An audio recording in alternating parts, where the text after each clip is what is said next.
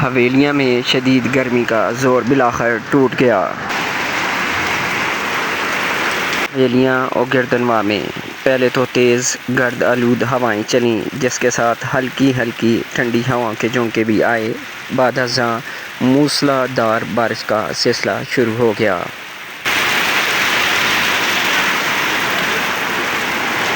दोपहर का आगाज़ होते ही हवेलियाँ के आसमानों ने स्याह बादलों की चादर ओढ़ ली।